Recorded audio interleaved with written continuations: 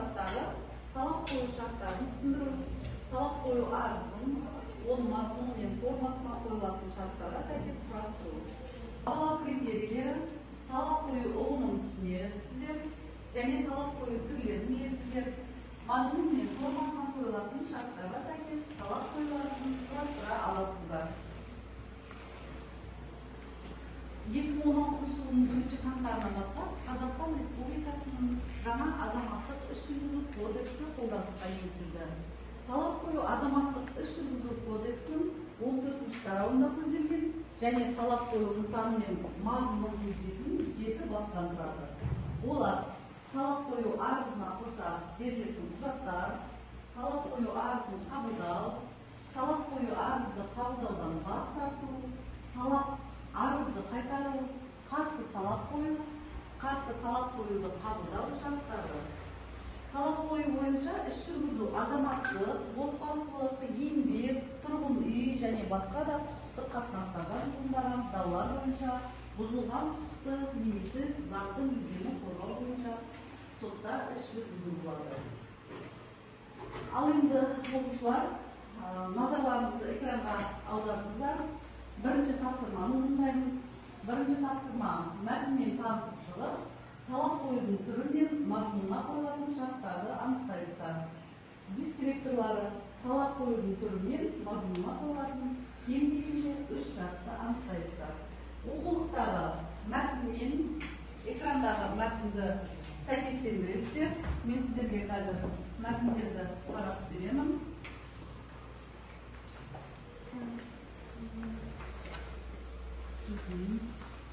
Мәтінде тапсырманы орындаймыз. Бірінші тапсырманы.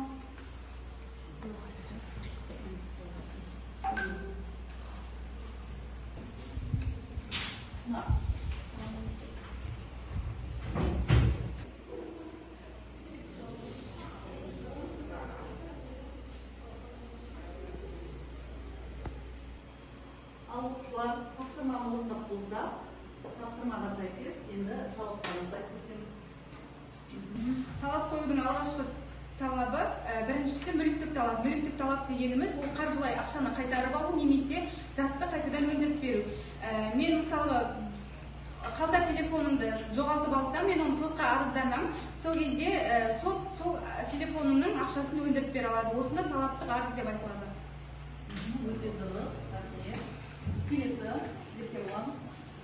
Моральдық зиянды өтеу талабы. Бұл мысалы мен жаяу жүргінші жолында кетіп бара жатқанда көлік соғып кететін болса, ол кезде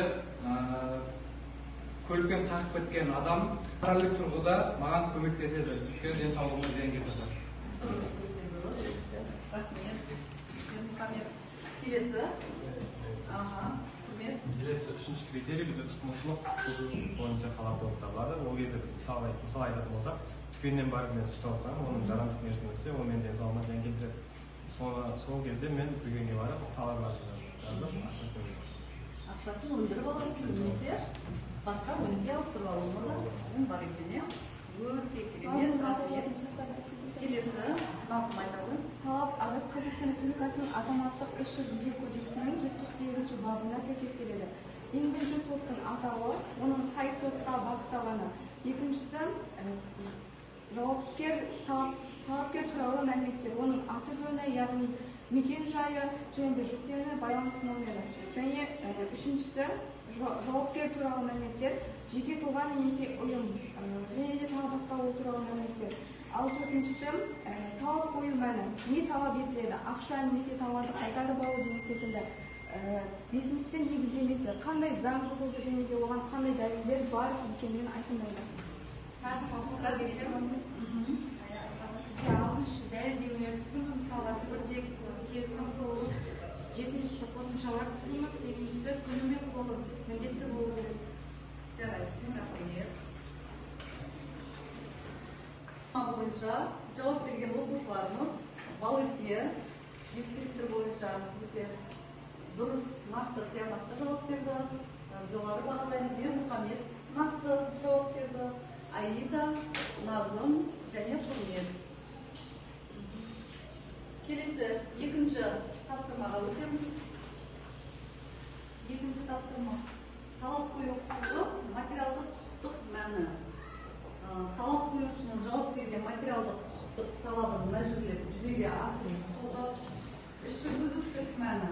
Талап қою құқығы, сотта қорғау, жүгіну құқығы.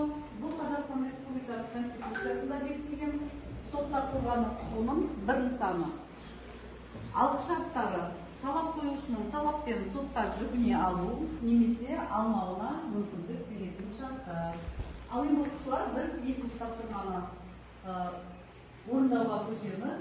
Назарымызды экранға қараймыз балалар. Екінші тапсырма: талап қою арызының мазмұны мен формасына қойылатын шарттармен танысып шығыңыздар. Келесі талап қою арызын құрастырасыздар.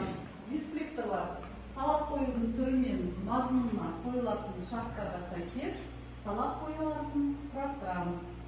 Ал список тапсырманы орындауға кірісеміз.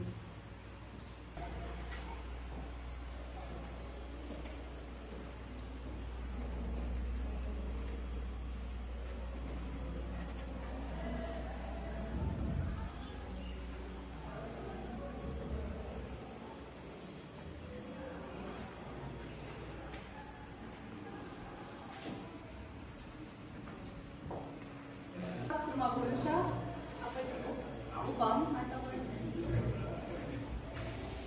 Мен Сұлтан Ұлпан Төлеубекқызы 2024 жылғы 1 қаңтарда жауапкер Қанатова Айгүл Бақытқызымен 500 мың теңге көлемінде қарыз беру туралы ауызша келісім жасастым.